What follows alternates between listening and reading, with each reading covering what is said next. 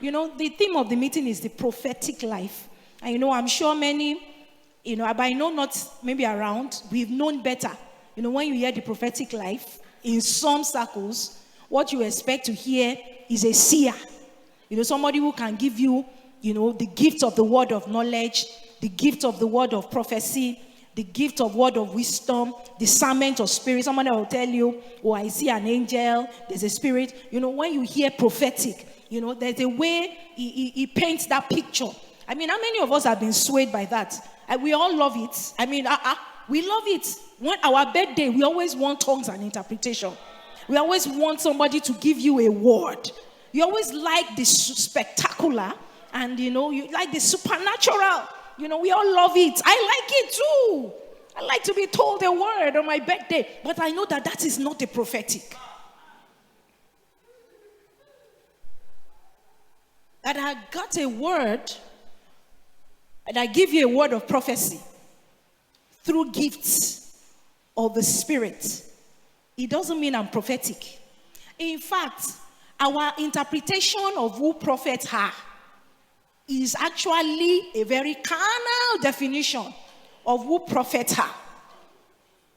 We have a very, that carnal definition. Can I shock us, church? Can I shock us, God's people?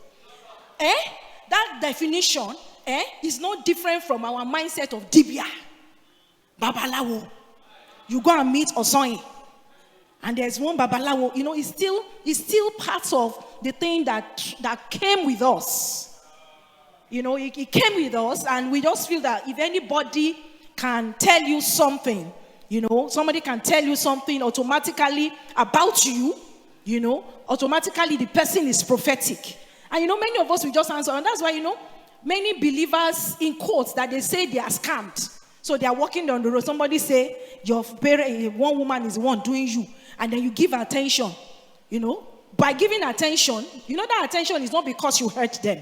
That attention because the heart turned to, you are swayed, come under their guise.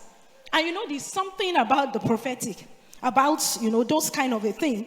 There's a way it can be a snare. Am I saying there are no gifts of the Spirit? There are. We have them evident in our midst. We have tongues and prophecy. Tongues and interpretation is equal to prophecy. We also have prophecy. We have discernment of spirit. We have word of knowledge. We have, we have some of these gifts. Actually, gifts of the Spirit also work with the gifts of Christ in ministry. We have them. We love them. And we are persuaded that the Lord is going to bring much more for the church in the days to come. But we know that is not the prophetic. So, because there have been prophets before the prophets that we know. We all know Prophet Elijah. But you know that Abraham was a prophet. How do I know? Somebody say, how do I know? It's in scriptures. When Abimelech took his wife, and the Lord came to accost Abimelech, he said, you have carried the wife of a prophet. And if that's God's testament of Abraham, so I believe it. So what was God's yardstick of calling Abraham a prophet? What was God looking? What did he give word of knowledge to Lot? He didn't. Even when he was going to say, look, he didn't say, Lot, oh Lord, don't go to Sodom and Gomorrah for perish. He could have said that if it was based on that. But it was not there. It is accounted on. He doesn't even have word of wisdom. Because Hebrew captured that he walked not knowing where he was living in tents. So it's not because he had an information. The same thing. David was also told to be a prophet. Acts chapter 2. Peter's testimony. He said, and of David, who is a prophet?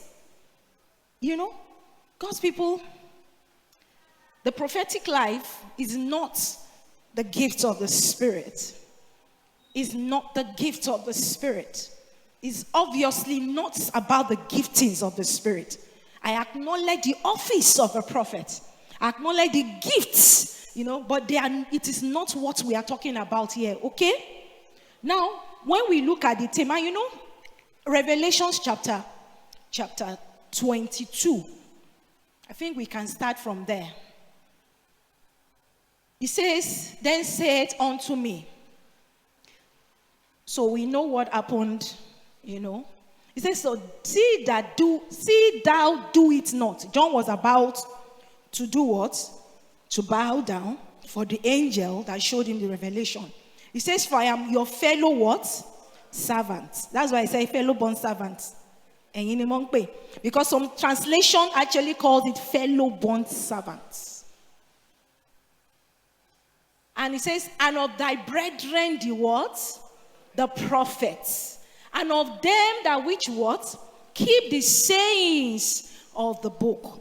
So the prophet here means that for you to qualify to actually be a prophet, you must be a company called fellow servants.